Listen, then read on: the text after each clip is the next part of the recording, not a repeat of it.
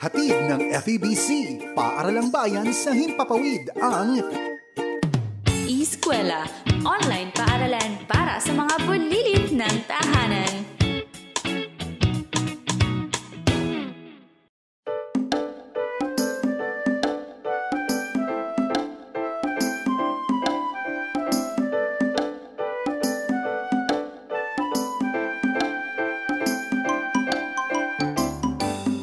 Halina, halina, matuto sa eskwela, wika at siyensya.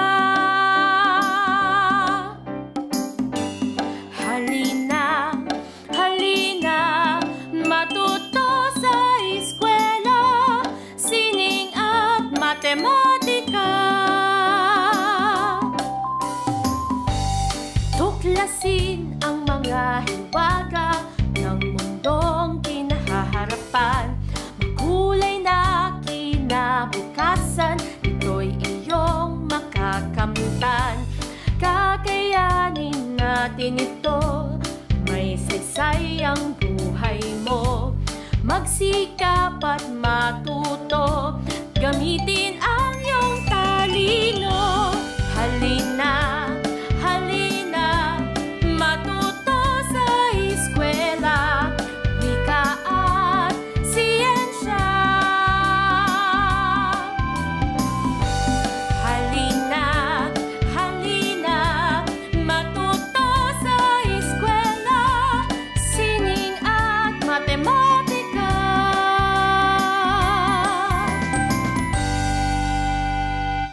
Hi kids! Welcome sa Eskwela, online paaralan para sa mga bulilit ng tahanan.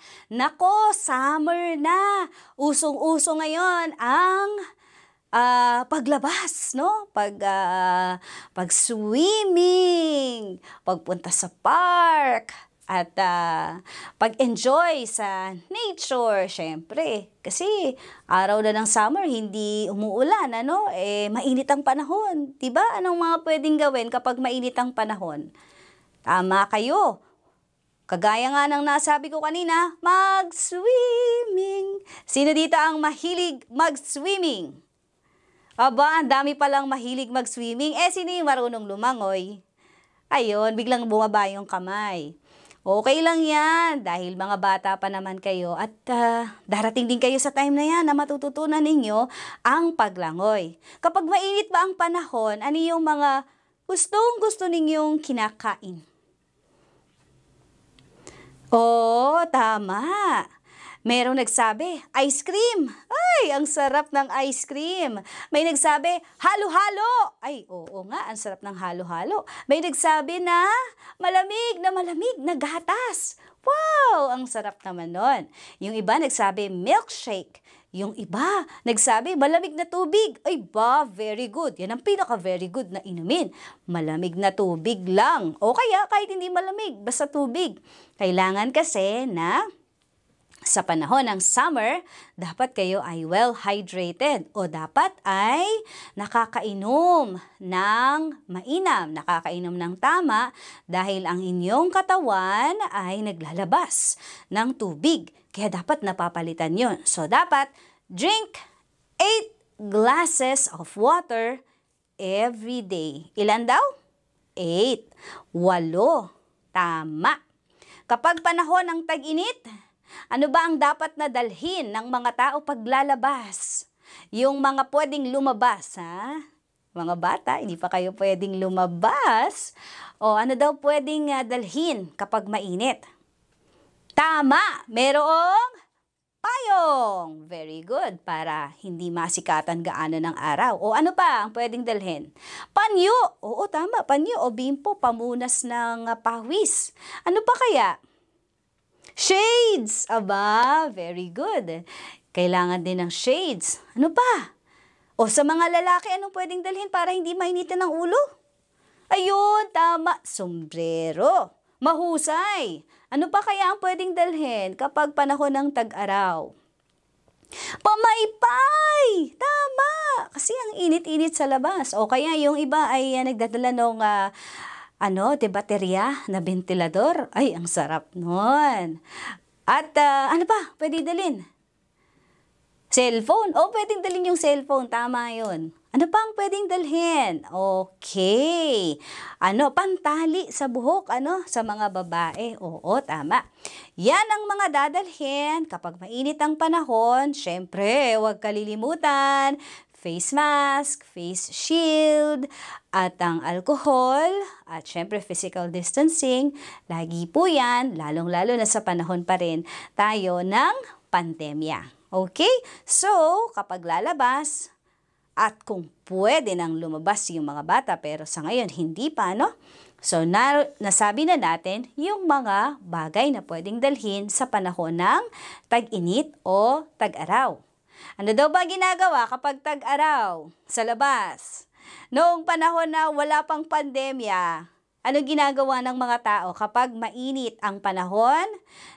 Nasabi natin kanina, nagsuswimming. Yung iba ay pumupunta sa palaruan. Naglalaro sa parke. Saan pa daw nagpupunta? Oo, tama, sa mall. Yung iba naman ay nagpupunta sa bukirin. Tama. Yung iba ay tumutulong sa kanilang mga magulang sa pagtatanim sa bukid. Yung iba naman ay tama.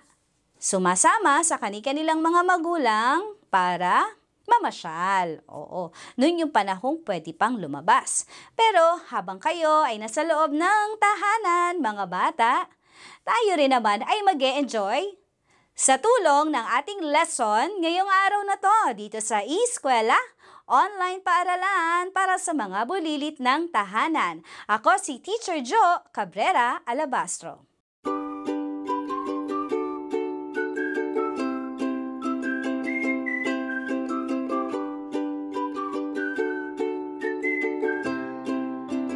Magandang araw mga bata! Sino ba sa inyo ang mahilig gumuhit dito o mag-drawing? Taas nga ang kamay! Aba, marami ang mahilig mag-drawing. Tamang-tama ang ating lesson ngayong araw na ito, kaya tutok na sa ating Eskwela, online paaralan para sa mga bulilit ng tahanan.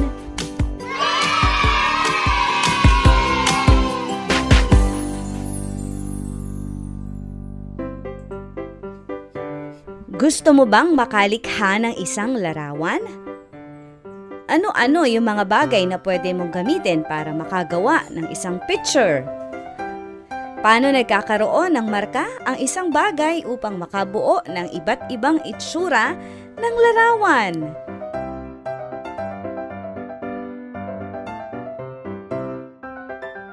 Alam nyo, kids, sa araling ito, matutukoy ninyo ang pagkakaiba ng imprenta o print sa larawang itinatak, sa larawang iginuhit o ipininta. Malalaman niyo rin ang iba't ibang paraan ng paglikha ng larawan at pati na ang mga kasangkapang ginagamit dito. Kaya dapat tumutok lang kayo, kids, ha? At iba't iba ang paraan ng paglikha ng isang larawan. Pwede kang gumuhit gamit ang lapis at papel. Diyan sa mga gamit na yan ay maaari ka ng gumuhit at maaari ka ng bumuo ng iba't ibang hugis.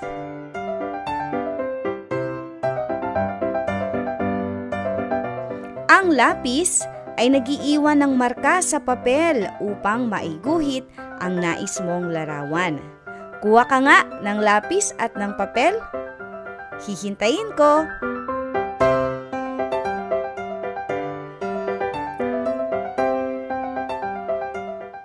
Ayan. Sa iyong lapis at papel, subukan mo ngang gumuhit ng bilog.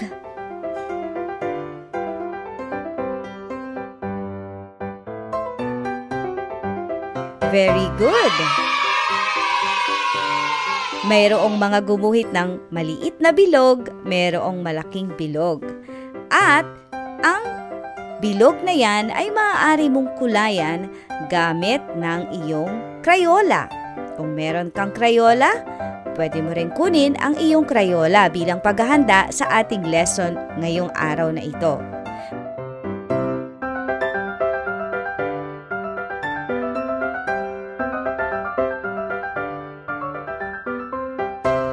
Pwede ka rin gumamit ng pangkulay katulad ng pintura.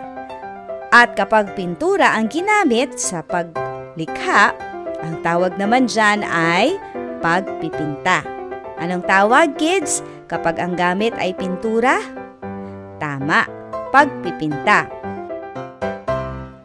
Meron ding mga larawan na nalilikha gamit naman ng iba't ibang bagay, gaya ng kahoy, goma, prutas, o maging ang iyong mga daliri. Lalagyan mo to ng tinta o pangkulay at ilalapat sa papel, pwedeng sa tela o sa pader para ito ay mag-iwan ng kulay o marka.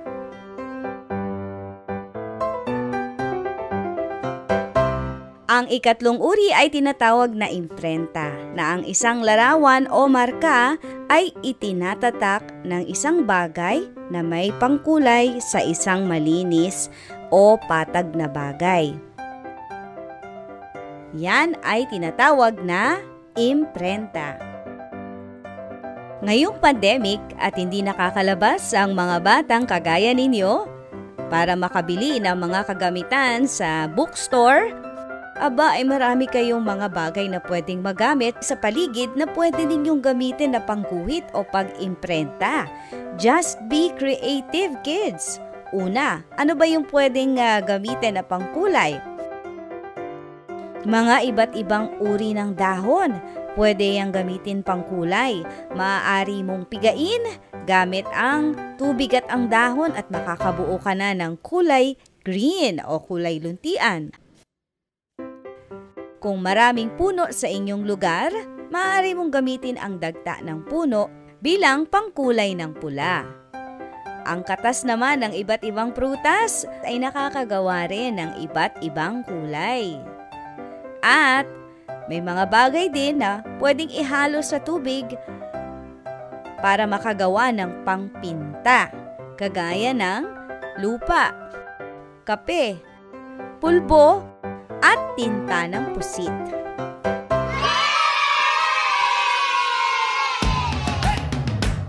Sige nga, mag-practice nga tayo, kids. Kunin ninyo ang inyong lapis, papel, at kung meron kayong Crayola, kunin nyo rin. Hihintayin ko kayo.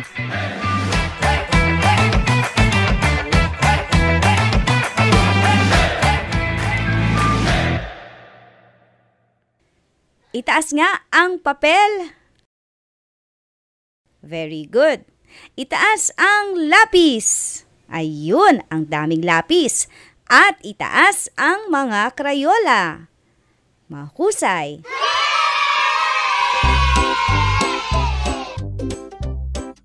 Pakinggan niyong maigi ang aking panuto ngayong araw na ito. Sa inyong papel, gumuhit ng hugis bilog.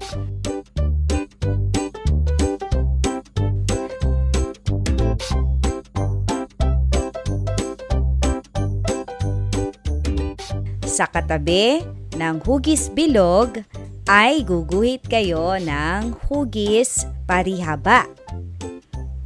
Hugis parihaba. So sa inyong papel, meron akong makikitang dalawang shape. Isang circle at isang rectangle.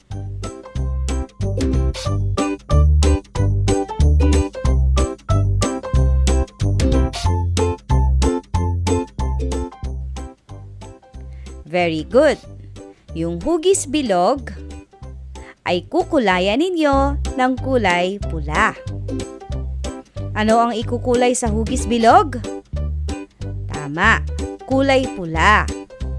At yung hugis parihaba naman ay kukulayan mo ng asul o bughaw. Ano ang ikukulay sa parihaba? Very good. Asul o bughaw o kaya sa English ay kulay blue. O, gawin mo na!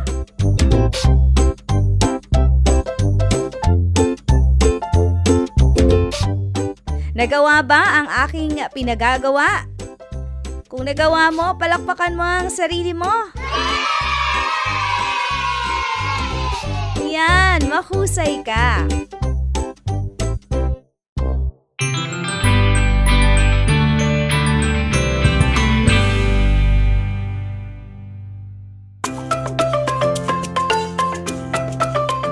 Sa ating gawain sa pagkatuto ngayong araw, lalagyan mo ng check ang number ng iyong papel kung ang bagay ay nakakalikha ng guhit, marka o larawan. At maglalagay ka naman ng X kung ito ay hindi.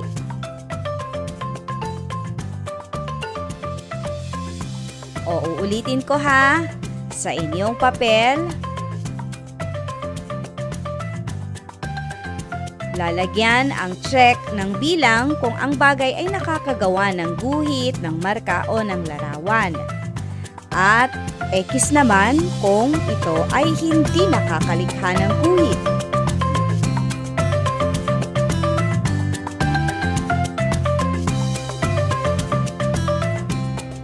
Ready na ba? Kung ready na nga, sige nga, ngumiti nga kayo. Ayan ang gaganda ng mga ngiti. Okay. Unang item, lapis. Lapis. Ito ba ay check o X? Lapis.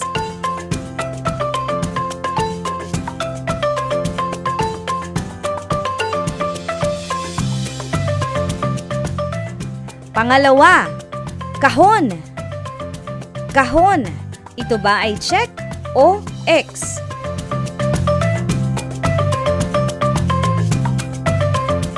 Pangatlo, tela. Tela. Check kung ang bagay ay nakakalikha ng guhit, marka o larawan sa isang papel at X naman o X kung ito ay hindi. So ano ang sagot mo sa number 3 sa tela? Number 4, pintura. Pintura. Check kung ito ay nakakalikha ng guhit, marka o larawan sa isang papel at X naman kung hindi. Ikalima, Crayola. Crayola. Check o X. At ika-anim, hangin. Hangin.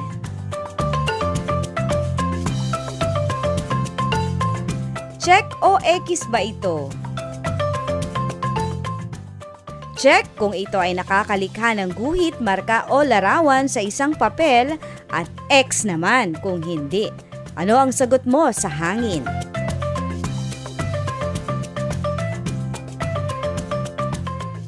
Okay, tingnan natin kung tama ang inyong mga sagot. Unang tanong, lapis. Yan ba ay check o X? Kung ang sagot mo ay check, ikaw ay check.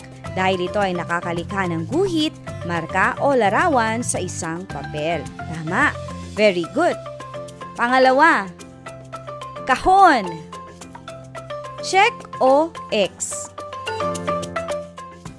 Kung ang sagot mo ay X, very good ka rin. Kasi di naman nakakasulat ang kahon, di ba? Tama.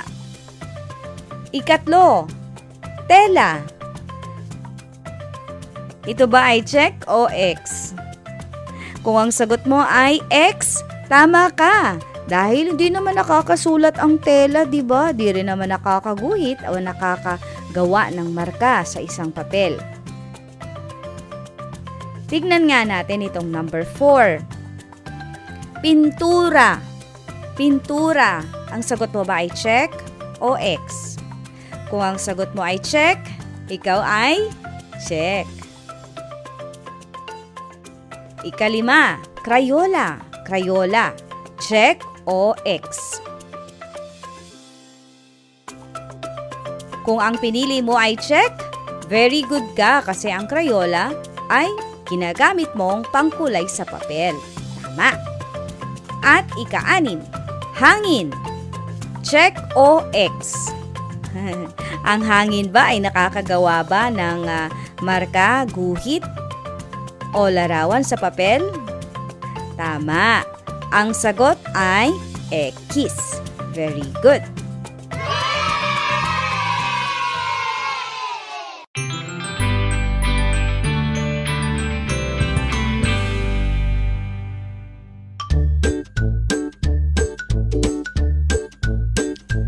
Kids, kumusta ba ang weather sa labas ng bahay ninyo? Sige nga, silip nga kayo sa bintana at ikwento ninyo sa akin ano ang panahon dyan sa lugar ninyo.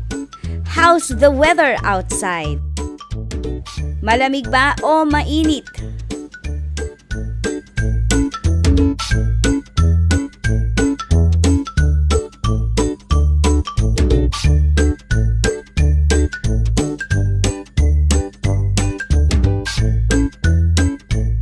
Parang marami ang sumagot na, "Teacher, mainit po."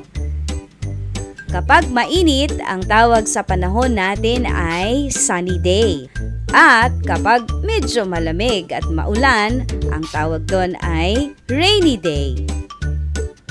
Kung sunny day nga dyan sa inyo, tumalon kayo ng 2 ulit.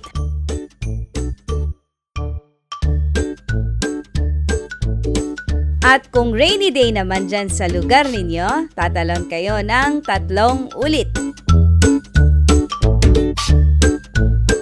Ayan, merong sunny day, merong rainy day sa kanilang mga lugar.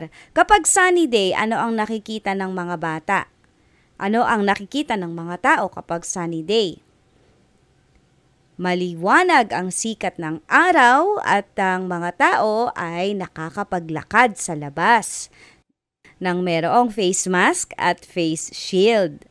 Pero yung mga bata sa loob lang, ano? At kapag rainy day naman, ano ang nakikita sa labas? Tama, mayroong ulan, mayroong maraming ulan, at yung iba naman ay bumabaha. Sa panahon ng tag-ulan, mas mainam na kayong mga bata ay lagi lang nasa loob ng bahay. Siyempre, dahil ngayon ay pandemic season, lahat kayo ay inaasahan na nasa loob ng bahay. At maganda na alam ninyo ang pagkakaiba ng sunny day at ng rainy day. Ano ang mas gusto ninyong araw? Yung sunny day o rainy day? Taas nga ang kamay kung ang gusto ay sunny day. Very good, ang dami din. Yung mga rainy day naman ang gusto, taas nga ang kamay.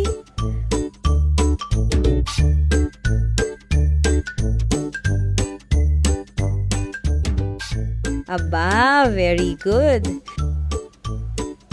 Namiss nyo na bang maligo sa ulan? Ko rin, namiss ko nang maligo sa ulan.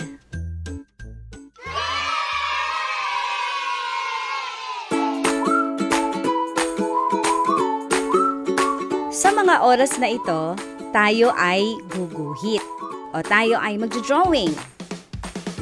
Pakinggan ang aking instruction at yon ang iyong isusulat o i-drawing sa iyong papel.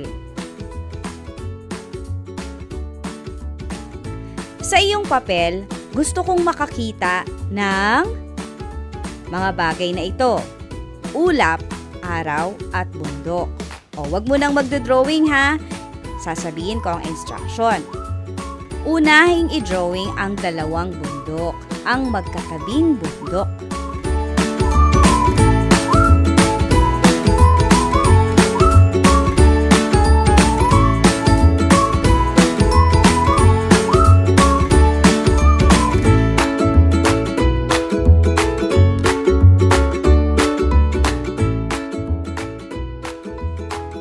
Sa gitna ng magkatabing bundok, sisilip ang araw.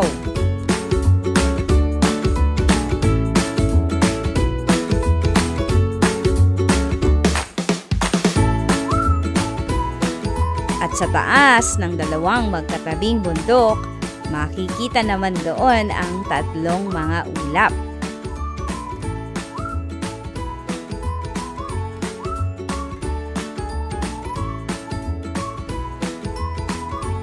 Hihintayin ko ang inyong drawing.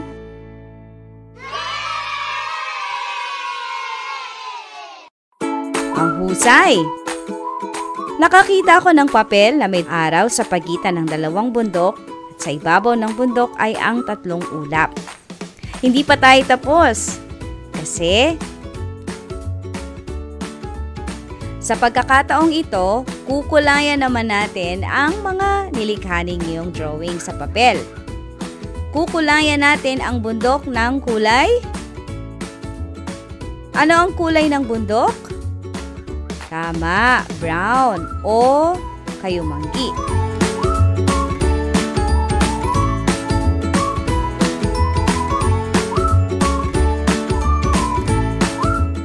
Pwede nyo ring haluan ang bundok ng kulay green na parang may mga puno-puno sa paligid nito.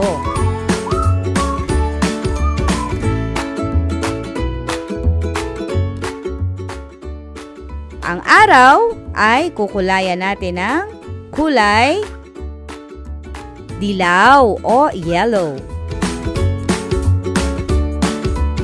Very good. At ang ulap ay kukulayan natin ng puti.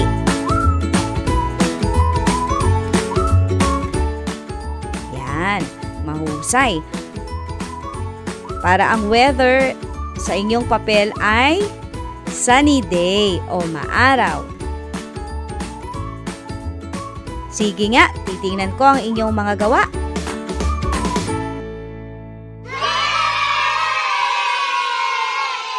O ipakita ninyo ang inyong mga gawa sa inyong mga magulang at iyong mga nandyan sa kasama ninyo sa bahay. Hayaan nyo sila ang maglagay ng marka. Ilang star ba ang ilalagay nila sa ganda ng inyong drawing? Very good.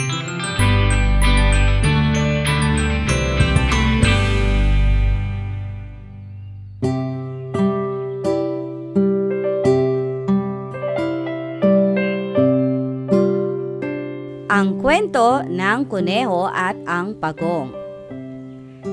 Ito ay isang kwentong pabula hango sa The Tortoise and the Hare ni Aesop.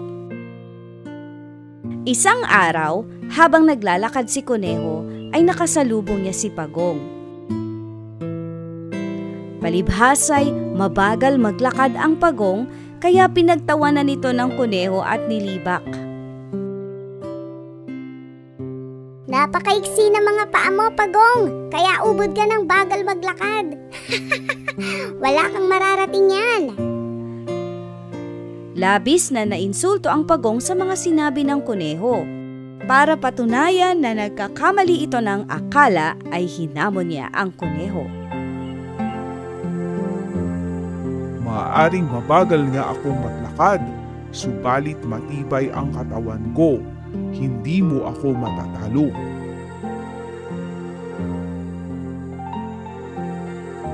Lalo lamang siyang pinagtawanan.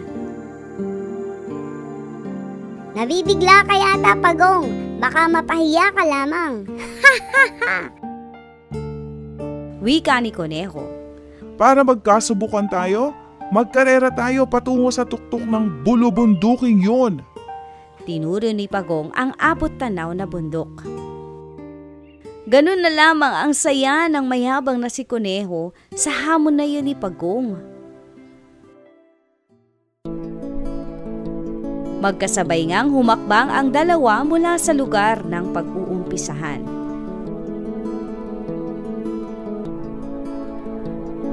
Mabilis si kuneho.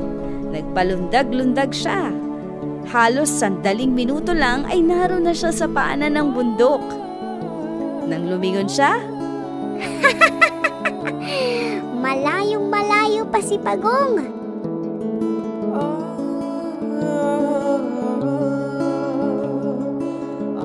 pero si pagong patuloy sa kaniyang mabagal na paglakad habang pinagtatawanan siya ng ilang mga nakapaligid na hayop. Hindi rin pansin ni pagong ang panunuya ng mga ito at patuloy siya sa paglalakad, walang lingon-lingon.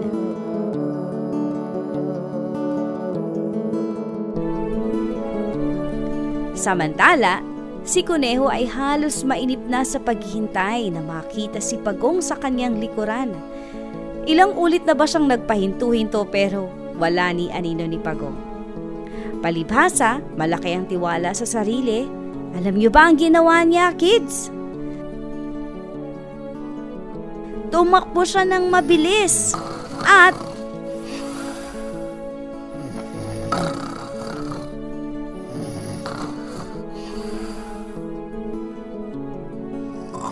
Nagpasya siyang maidlip muna nang makarating siya sa kalagitnaan ng bundok. Natulog si Kuneho. Dahil ang pakiramdam niya, sigurado mananalo naman siya.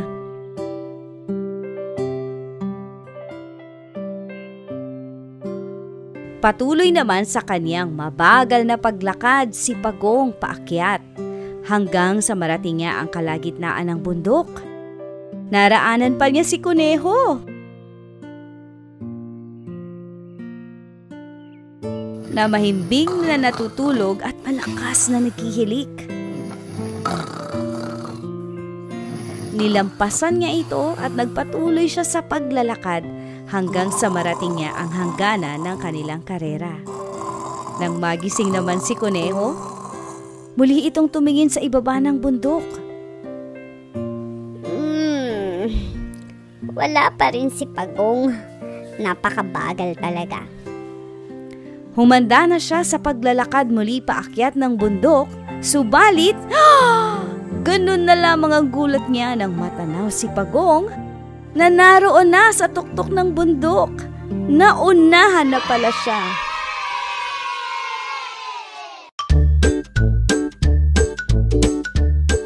Kids, sino-sino ang mga tauhan sa kwento? Sino-sino daw ang mga tauhan sa kwento? Tama, sina Pagong at Kuneho. Ano sa palagay nyo ang ugaling taglay ng Kuneho? Ano sa palagay nyo ang ugaling taglay ng Kuneho? Oo nga, mayabang ang Kuneho. Anong ginagawa naman ng Pagong habang natutulog ang Kuneho? Tama, nagpatuloy siya sa paglalakad. Maganda ba ang ugaling mayabang? Happy face ba yon o sad face? Tama, ang ugaling mayabang ay sad face. Dahil ito ay nakakapagpababa sa tingin ng isang tao. Ito ang dahilan kung bakit may mga bata na nabubuli dahil sa ugaling pagyayabang. Ano ang aral ang napulot mo sa kwento?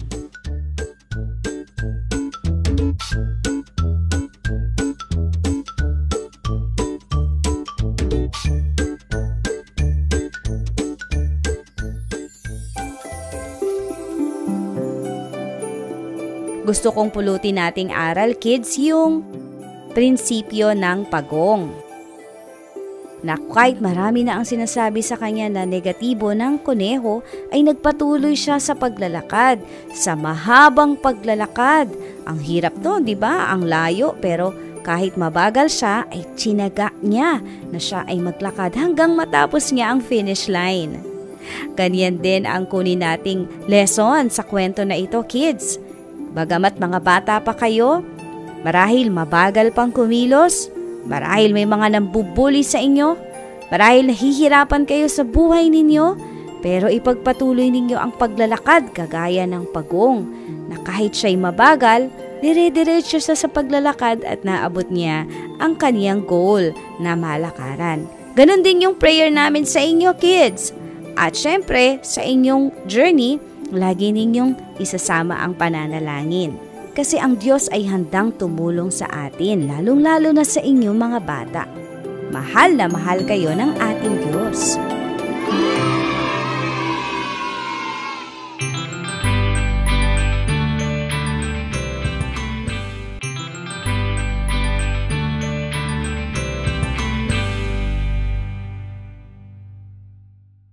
Para mas madaling tandaan ang alpabeto at ang tunog nito, awitin natin sa tonong Are You Sleeping? Handa ka na ba?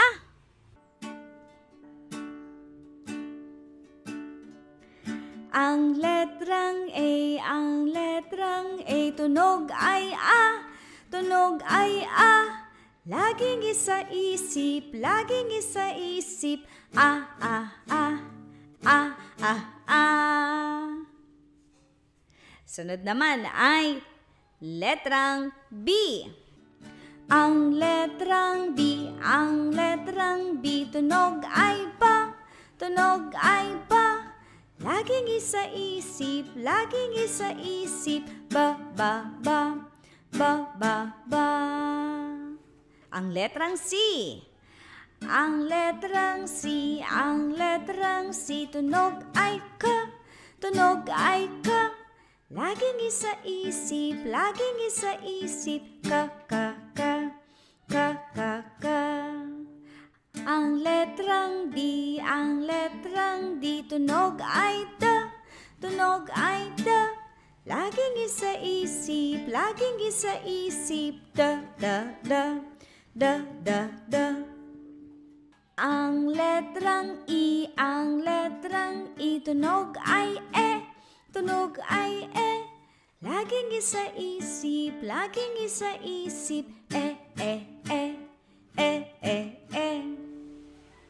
Ang letrang F, ang letrang F, tunog ay F, tunog ay F.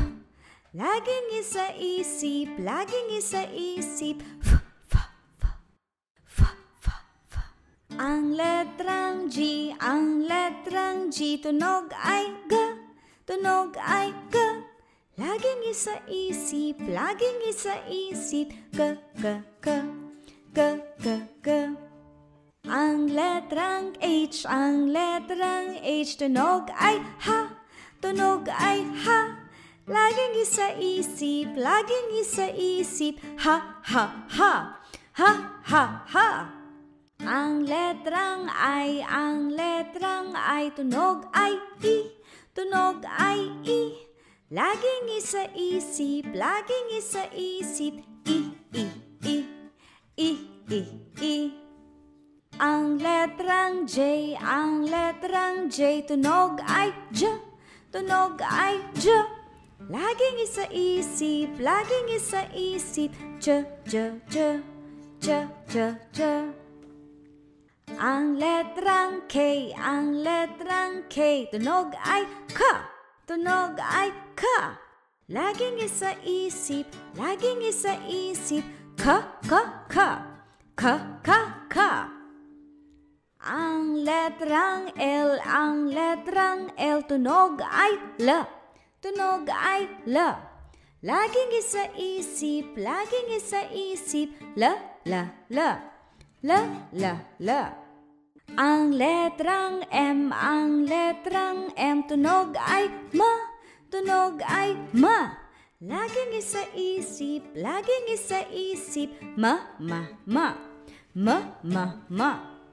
Ang letrang N, ang letrang N, tunog ay na, tunog ay na. Laging isa-isip, laging isa-isip, na, na, na, na, na, na. Ang letrang N, ang letrang N, tunog ay nya, tunog ay nya. Laging isa-isip, laging isa-isip, nya, nya, nya, nya, nya, nya. Ang letrang NG, subukan natin. Ang letrang NG, ang letrang NG, tunog ay nga, tunog ay nga. Laging isa-isip, laging isa-isip, nga, nga, nga, nga, nga, nga. Ang letrang O, ang letrang O, tunog ay O, tunog ay O. Laging isa-isip, laging isa-isip, O, O, O, O, O, O. Ang letrang P, ang letrang P, tunog ay P, tunog ay P. Laging isa-isip, laging isa-isip, P, P, P, P, P, P. Ang letrang Q, ang letrang Q, tunog ay K, tunog ay K. Laging isa-isip, laging isa-isip, K, K, K, K, K, K. Ang letrang R, ang letrang R, tunog ay R, tunog ay R. Laging isa-isip, laging isa-isip, R, R, R, R, R, R. Ang letrang S, ang letrang S, tunog ay Tunog ay S. Laging isa-isip, laging isa-isip. S, s, s, s, s, s. Ang letrang T, ang letrang T. Tunog ay T, tunog ay T. Laging isa-isip, laging isa-isip. Ta, ta, ta, ta, ta, ta. Ang letrang U, ang letrang U. Tunog ay U, tunog ay U. Laging isa-isip, laging isa-isip. U, U, U, U, U, U. Ang letrang V, ang letrang V. Tunog ay V, tunog ay V. Laging isa-isip, laging isa-isip. V, V, V, V, V, V. Ang letrang W, ang letrang W. Tunog ay W, tunog ay W. Laging isa-isip, laging isa-isip. Wa, wa, wa, wa, wa, wa. Ang letrang X, ang letrang X. Tunog ay X, tunog ay X. Laging isa-isip, laging isa-isip. X, X, X, X, X, X. Ang letrang Y, ang letrang Y. Tunog ay Ya, tunog ay Ya. Laging isa-isip, laging isa-isip. Ya, ya, ya, ya, ya, ya. At ang pinakahuling letter ay letter Z. Subukan din natin kantahin. Ang letrang Z, ang letrang Z. Tunog ay Z, tunog ay Z. Laging isa-isip, laging isa-isip. Z, Z, Z, Z, Z, Z.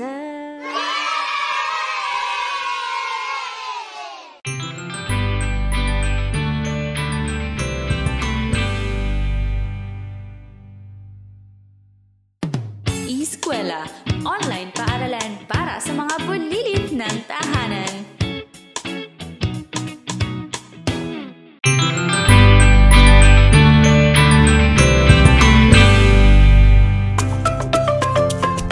Nagbabalik ang Eskwela, online paaralan para sa mga bulilit ng tahanan. Anong mga larawan ang kayang gawin ng imprenta?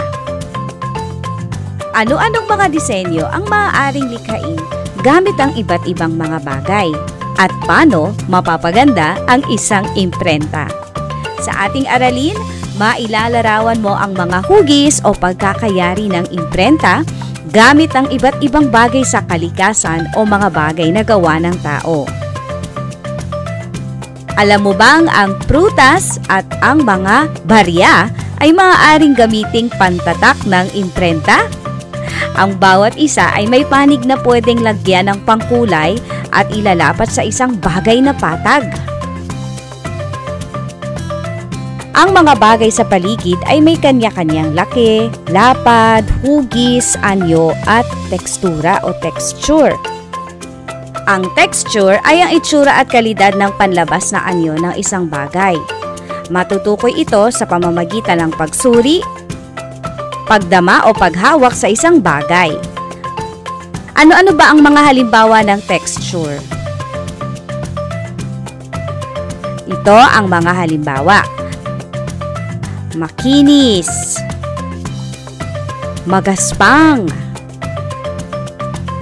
malambot, matigas, patag o hindi patag.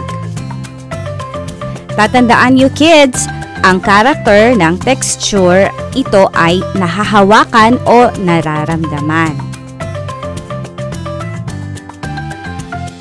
Maaaring maipakita ang laki, hugis, lapad o tekstura ng isang bagay kung gagamitin ito sa pang-imprenta. Kung lalagyan ng pangkulay, yung isang bahagi nito o isang panig bilang pantatak, mapapanatili ang mga karakteristikong ito sa imprenta. Makikita mo yung shape ng apple o kaya shape ng kabilang panig ng coin kung lalagyan mo ito ng tinta at itatatak sa papel.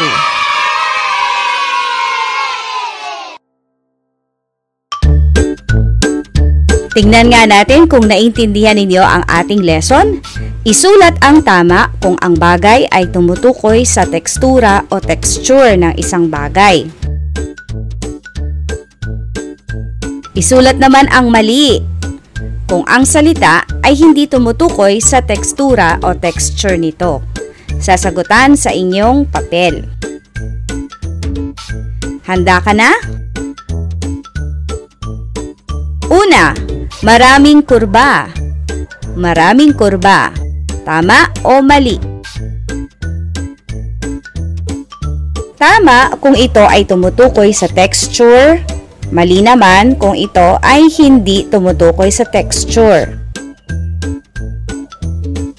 Maraming kurba. Kung ang sagot mo ay tama, ikaw ay tama. Nararamdaman ba ng kamay ang maraming kurba o maraming curve? Tama. Bahagi ng nagde-describe sa texture ay kung ito ay nararamdaman ng iyong mga kamay. Kaya tama ang iyong sagot.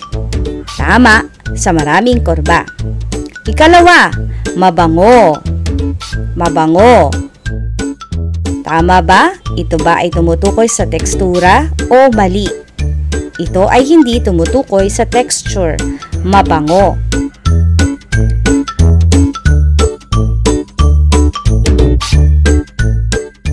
Kung ang sagot mo ay mali, ikaw ay tama. Kasi ang pabango ay naaamoy at hindi nararamdaman. Pangatlo, tusok-tusok. Tusok-tusok. Tama o mali? Kung ang sagot mo ay tama, ikaw ay tama. Dahil ang tusok-tusok ay mayroong texture. Ikaapat, matamis. Matamis. Ito ba ay tama o mali?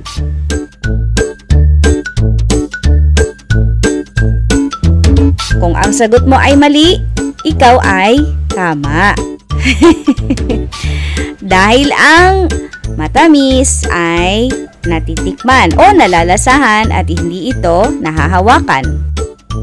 Ikalima, madilim. Madilim. Ito ba ay tama o mali? Kung ang sagot mo ay mali, ikaw ay tama. Dahil ang madilim ay nakikita yan, di ba? Hindi mo naman nahahawakan yan. So, yan ay walang texture. So, ang sagot mo ay mali. Ika-anim, lubak-lubak. Lubak-lubak. Tama o mali? Kung ang sagot mo ay tama, ikaw ay tama. Dahil ang lubak-lubak ay mayroong texture. Tahimik. Tahimik. Yan ba ay tama o mali? Ito ba ay tumutukoy sa texture o hindi tumutukoy sa tekstura? Kung ang sagot mo ay mali, ikaw ay tama. Dahil ang tahimik ay wala naman yung texture. Hindi mo naman yan nahahawakan. At panghuli, pantay. Pantay. Yan ba ay tumutukoy sa texture o hindi?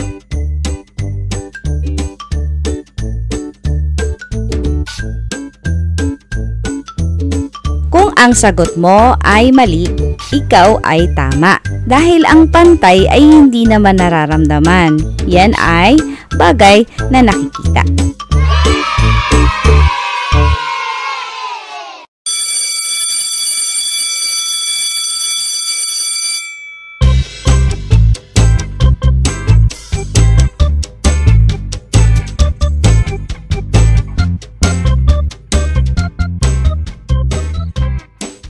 Nasubukan mo na bang makalikha ng imprenta gamit ang iyong mga kamay?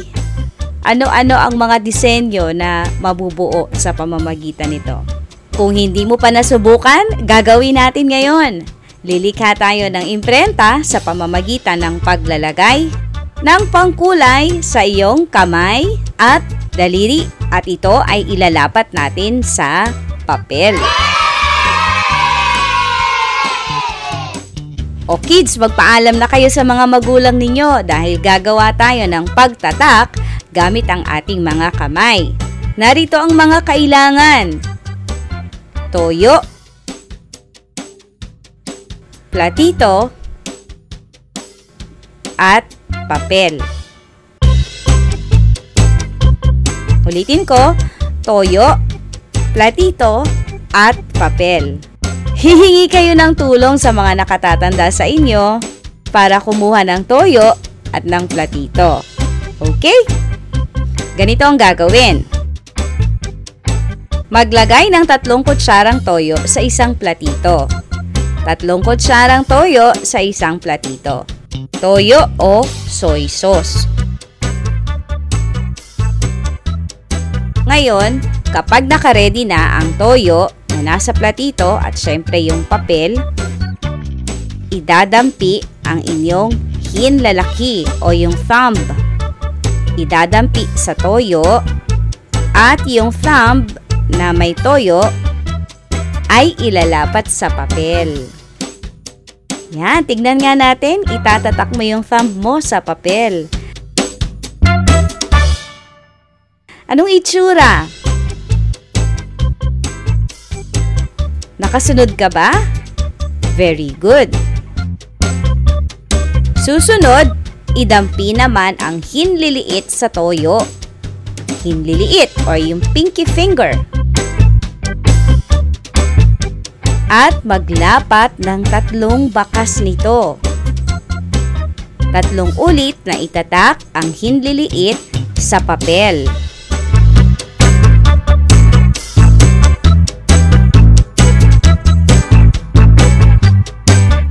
Pagkatapos niyan, ang hinlalato naman o ang middle finger ang idadampi sa toyo at ilalapat sa papel.